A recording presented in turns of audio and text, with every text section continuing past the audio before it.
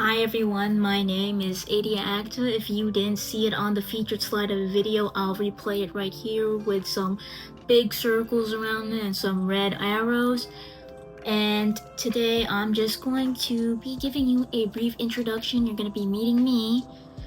And yeah, so to start off, I am a incoming junior at the University of Guam, and I am currently majoring in agriculture.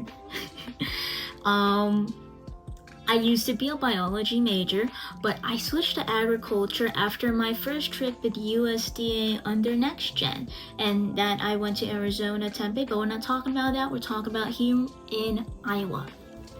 So, well, I applied to this trip because me, as an agriculture major, I feel that maybe I should perhaps have some experience in agriculture because I don't have experience in agriculture. I didn't grow up in a farm. My parents aren't farmers, though my grandma likes to say she grew up in a farm and helped farm and stuff, but I have the history. It just didn't get passed down. So yeah, I just want to get that experience. I know it's not gonna make up for like years of being exposed to that kind of stuff, to the agriculture stuff, but I just hope that at least this experience, this trip, will just broaden my eyes, broaden my worldview. I'll see things like head on, and yeah, I just want to get that authentic experience, meet a lot of interesting people who have been in this industry for a long time, and maybe I can learn a thing or two from them. So what is this? So this is an experiential learning opportunity funded by USDA under NextGen. And basically the goal of this video, I guess, is to expose anyone watching this video to agriculture and the industry and, the people and what it's like to be in agriculture. Maybe you'll like what you're watching, maybe you'll like what you're learning, and maybe you'll think about agriculture one more time, So yeah, that's basically the objective of this video. I just hope you watch it. I hope you enjoy it. Pique some interest. I don't care if you're like a farmer. I don't care if you're just hopping in because you're one of my friends.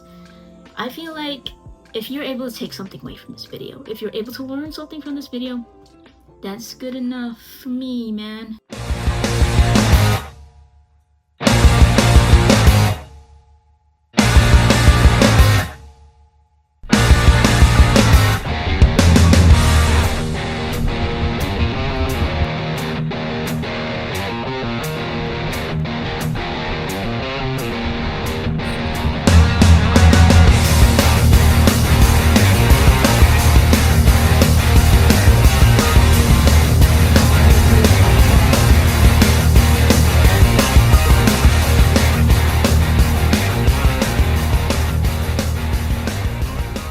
What are you doing, Ricardo?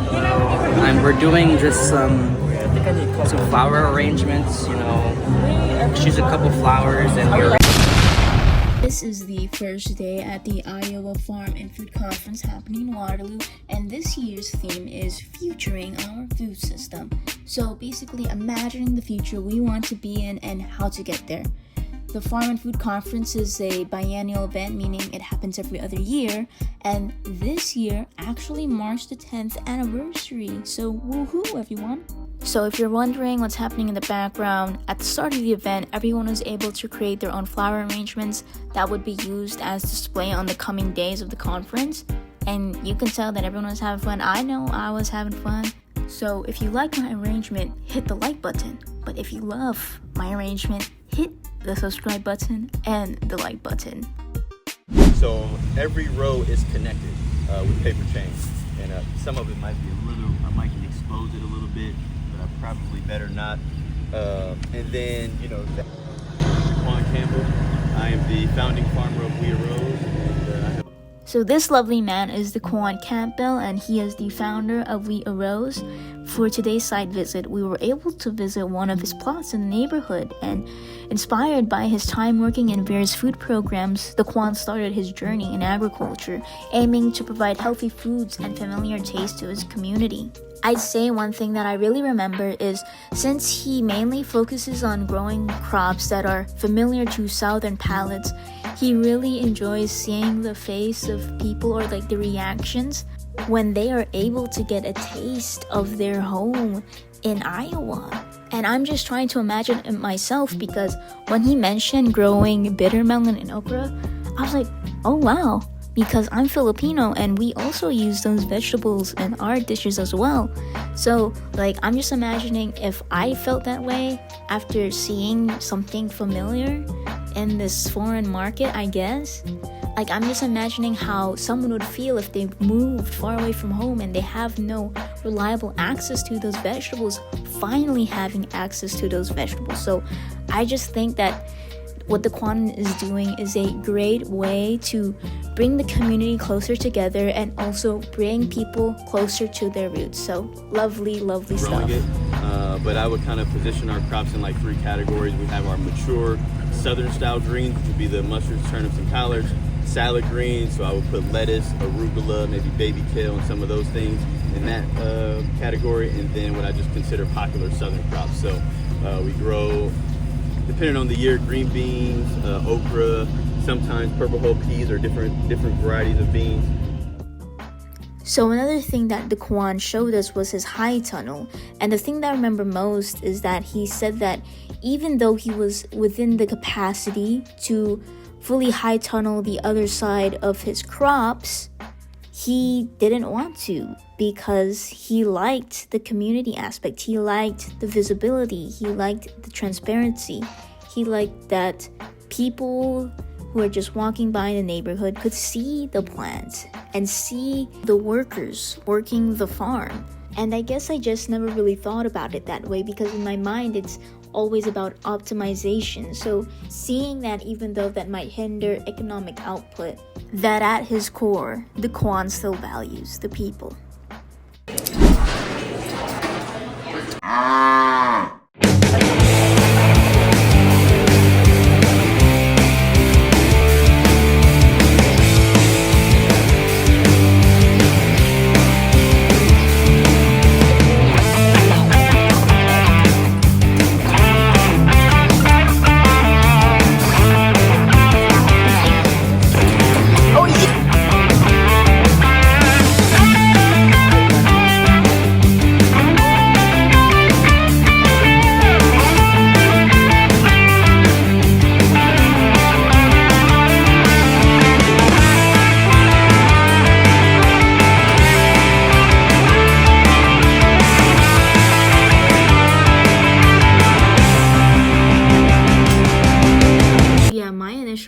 To the Hanson Dairy Farm was, number one, oh my god, this ice cream is pretty good. The cheese curds are pretty good. I like it. My second reaction was, oh my god, the cows are so huge. Oh my god, they're humongous. I've never seen cows in real life before. I didn't expect them to be small. I just never expected them to be that big. Yeah. Other than the cow stuff, what I'm trying to say is that this experience has made me more proactive in my food making decisions, like considering, how was this food delivered? How was this food produced? How was this food processed? What is in this food, etc., etc. And yeah, it really also has involved me in the food system by engaging me in these thought processes that I've never really thought of before. So yeah, that's also something that has broadened my worldview.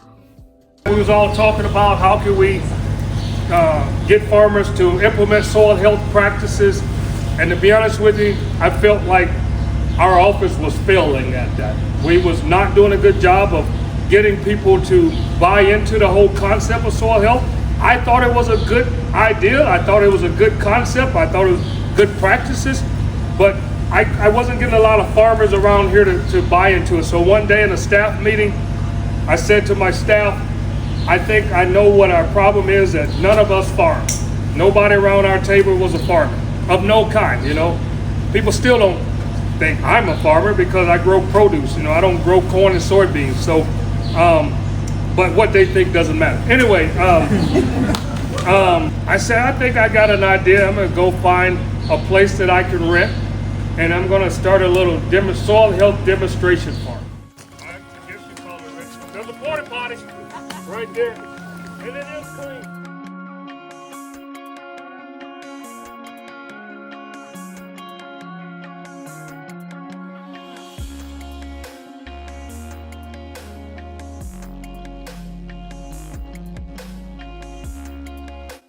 So yeah, for our second site visit, we were able to visit Southern Goods, which is owned by this very charismatic man, Schaefer Ridgway, which you've heard him speak in the beginning.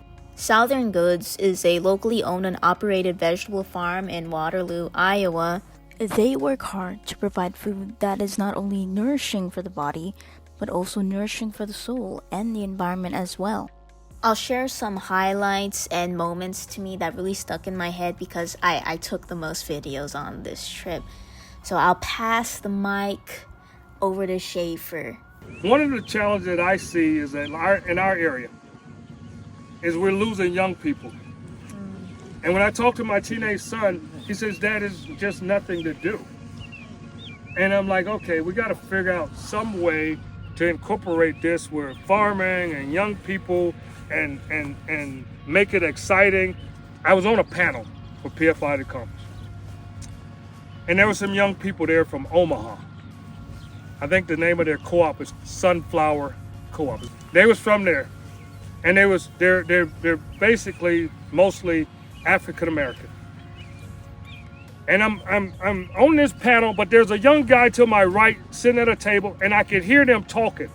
And this is what he said, and I've never forgot it. He said, man, I didn't even know you could do this. But my thing was, you can never be what you've never seen. So exposure is everything. I tell my kids this all the time. You can never be what you've never seen, so exposure is everything. So when they saw somebody that looked like them doing it, they thought, man, maybe I could do this. And I thought, man, I guess I have to do this. We have two things, part of our marketing strategy, we have two things that's important to us.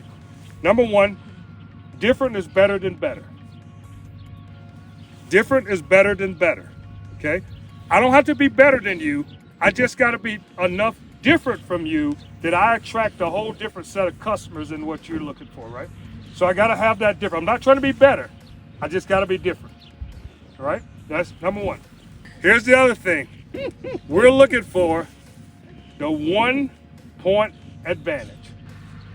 What's the difference between average and above average? I don't know, Ed. Give me a clue. You know, give me some hints here. I'm kind of slow. He said, well, what's the difference between an A and a B? I said, an A is, 80 points or 80-some points.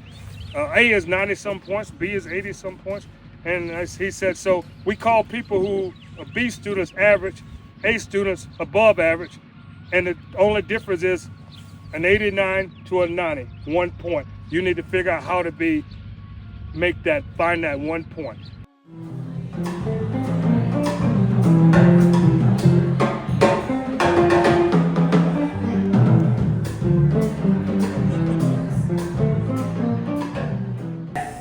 I know this is the 10-year anniversary of this conference, and so before I dive in, I just want to acknowledge that and say, wow, we've been coming together, having really important conversations about local food and connecting and learning from each other for a decade. And I think that is fantastic, and I just want to applaud you and thank you for coming back and continuing that conversation.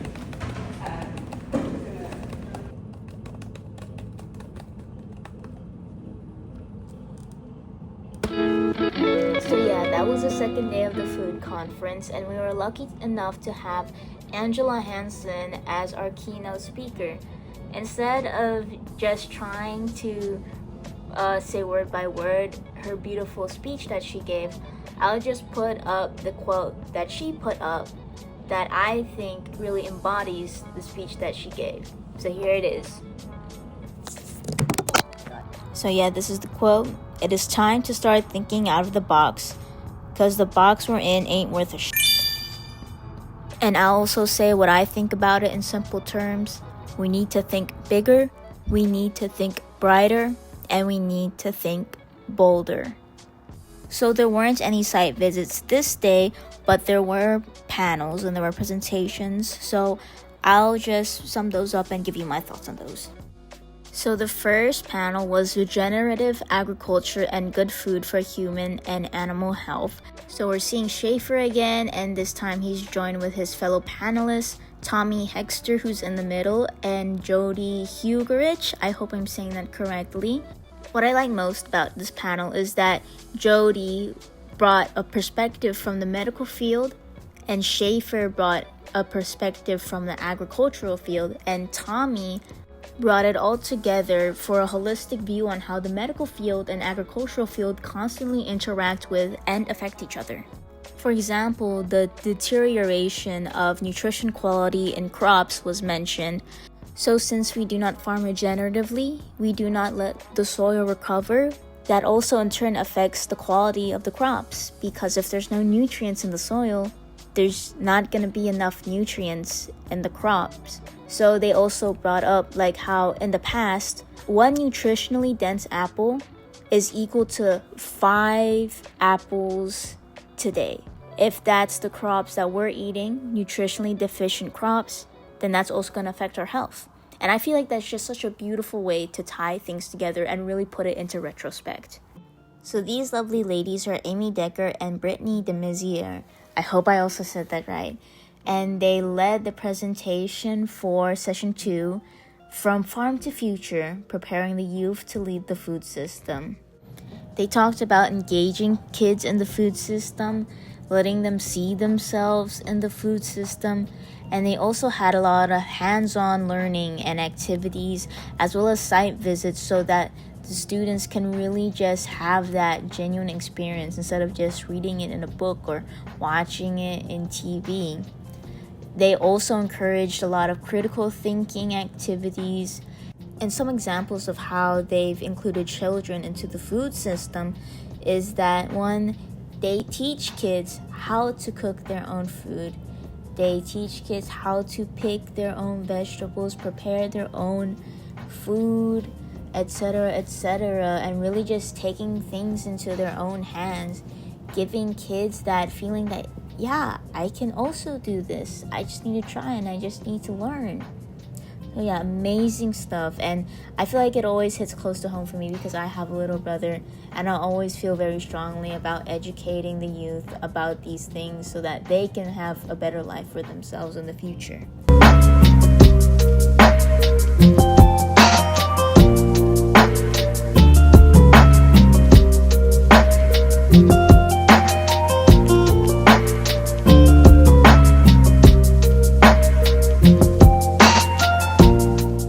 That's a wrap. Thank you for watching if you've gotten this far. And please make sure to like and subscribe and share the video to whoever you think might be interested in an opportunity like this. Thank you.